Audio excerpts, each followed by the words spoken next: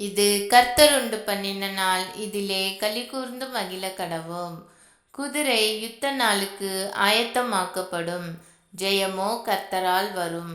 நீதிமொழிகள் 21:31. ஒரு சிறிய பைபிள் கதை கேட்போம். கிதியோன் பயந்தவனாக இருந்தபோதும் தேவன் அவனை இஸ்ரவேலை மீட்டெடுக்க அழைத்தார். 32,000 பேரில் இருந்து தேவன் 300 பேரையே தெரிந்தெடுத்தார். யாரும் தங்களில் பலத்தை கொண்டு பெருமை பாராட்டக்கூடாது என்பதற்காக. அவர்கள் வாளுடன் அல்ல, எக்காளங்களையும் பானைகளையும் தீவட்டிகளையும் கொண்டு சென்றனர். தேவன் விரோதிகள் நடுவில் குழப்பத்தை ஏற்படுத்தினார். அவர்கள் தங்களையே தாக்கினார்கள்.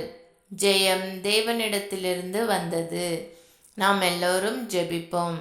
பரலோக பிதாவே, நாங்கள் ஆயத்தமாக வேண்டும், ஆனால் ஜெயம் உம்மிடத்திலிருந்துதான் என்பதை நீர் எங்களுக்கு நினைவுபூட்டுகிறீர்.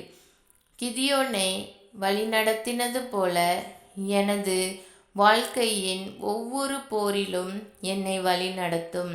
என் திட்டங்களை அல்ல, சித்தத்தை நிறைவேற்றும்.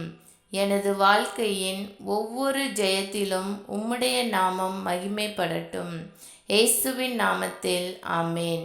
இந்த நாள் இனிய நாளாக அமைய வாழ்த்துக்கள்.